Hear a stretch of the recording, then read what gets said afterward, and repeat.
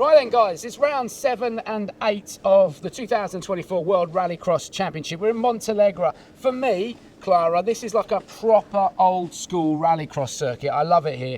And the key thing, straight away from the start, it's the longest run down to turn 1 of the entire season. And things often get fruity down there, don't they? Oh, yes, they do. We have a breaking point at, I think, between 180 and 190 kilometers per hour. And everyone going into the same hairpin, so usually a little bit of a mess. Battle of the bravest. Should we go down and take a closer look at it? Let's do it. Let's go. So we're down here at turn 1 now after what has been a fairly hefty walk, isn't it? Between 300 and 400 metres down here. That's a long time to be accelerating off the start line. So you're carrying a huge amount of speed into what is now a very heavy braking zone. Now, it's been like this for a couple of years, hasn't it? The Joker. Well, this was the old Joker, so a heavy braking zone into here, and you're taking this. But if you look at the natural camber, probably quite a good grip on the inside there, Klara. Yeah, I think for sure you want to aim to really be on the inside. It depends a little bit. You can go around the outside if you can really brake late and carry the speed, but it's very difficult. So I think for sure the pole is the best one here. Let's talk a little bit about internal combustion engine versus electric. We are up in the mountains here, altitude. Now, what internal combustion engines need is obviously air and fuel. The more air you can get in, the more fuel you can get in, the more power you produce, in simple terms. But there's less air up here, which means internal combustion engine cars are at a bit of a disadvantage. Yeah. And after such a long run, you'd say the electrics probably have a bit of an advantage, certainly off the line. Would you agree? I hope so. Let's see. I mean, it's going to be quite cold also this weekend, so let's see if it's a big difference. I think it will be quite equal still, but down here for sure we want to be the first cars. It makes the job a little bit easier. So yeah, let's see. Right, that's turn 1. Let's keep going. So off turn 1 through turn 2. That was the old Joker. I quite liked it because there was always lots of action here, wasn't there? Where you used to come off the original turn 1 and people used to come together. But the Joker split here, you've got to make a decision which way you're going, and you've got to make it pretty quickly, haven't you? Yeah, and the Joker is tight. It's been here now for a couple of years. We have seen many people in the wall, many people have spun, and I think it brings quite a lot of action, that too. 3 and 4, just a little chicane through there. I want to come and have a look at this Joker that you keep talking about. Let's go and have a peek at it. Let's do it.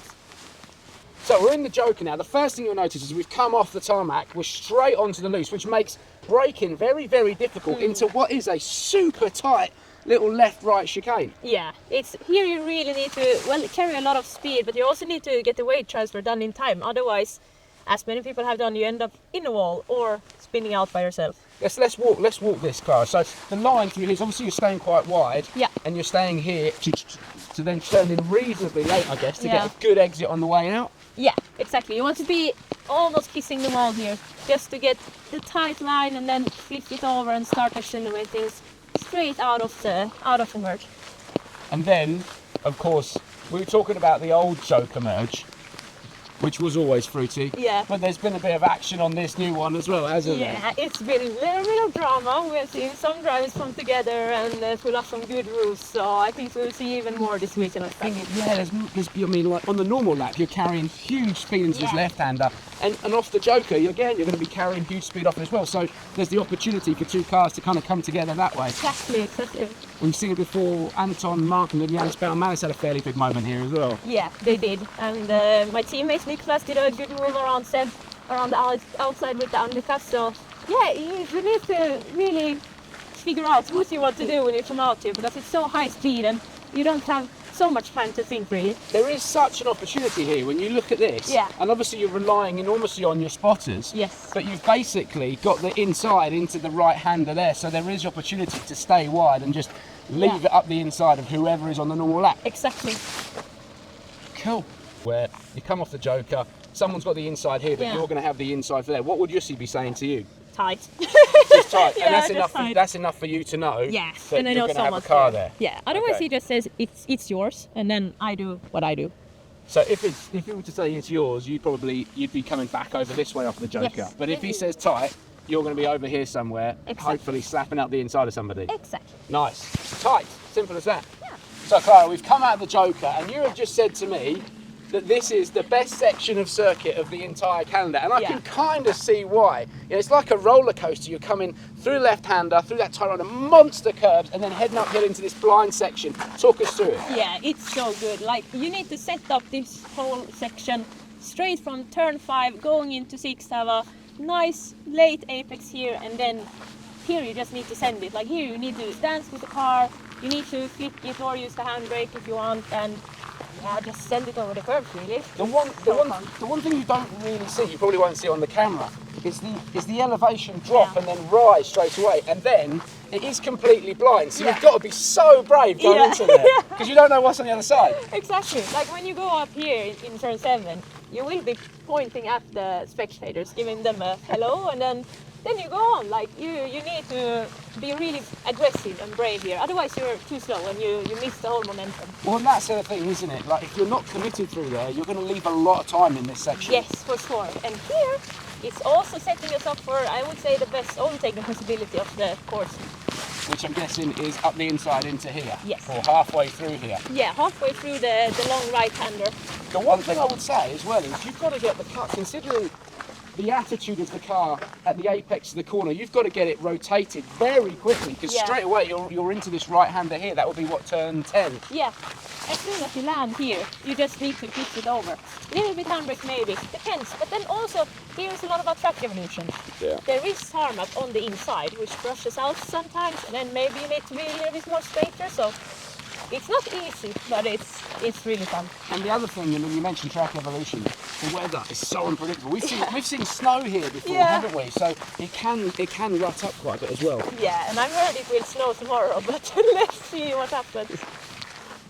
Right, so we're coming towards the end of the lap now, but Klara, you just mentioned the perfect passing opportunity on this circuit, and it's kind of like a double apex right-hander, isn't it? Talk us through the opportunity to pass here. I think if you want to pass here, you really need to set up the car already back at turn 7 to really carry the momentum, to just sunk it up a little bit on the inside, but it's difficult, it's very tricky, you need to be very sideways, but it's also a place that you might need to overtake. Now we're racing on positions, so yeah.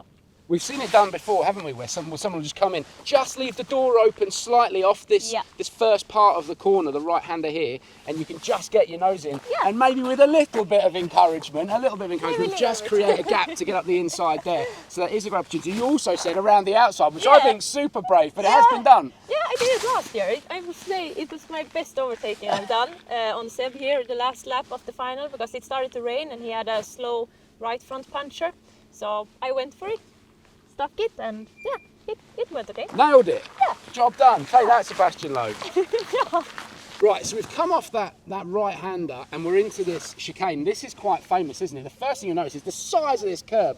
It's an absolute monster. In fact, if I go down here and do the same thing that Klara's doing, you can see how much further up Klara is compared to me. And to be honest, when we both stood up, you're a little bit shorter than me, Klara. So, but basically, the one thing I would say is we've seen so many cars up here, haven't we? And there's a reason for it. Why is that, Klara? Getting right up onto this curve. Yeah, this is very much like risk versus reward, because if you hook the front wheel here, you will have a straighter car, you will be able to carry more speed, but it's also very risky for punchers, for braking the car. So it's a tricky corner. And you just said to me, and I hope you don't mind me saying this, but when you were testing and you took a whole load of this curb, what was the result? Not very good. Jussi wasn't very happy. So yeah, you can't go too high. There is the opportunity to damage the car here, but as you said, if you're right down here, you've got way more steering angle on, you can carry way less speed. So the higher up the curb you are, the more speed you can carry towards into that final right-hander up there. Let's go and have a look at it.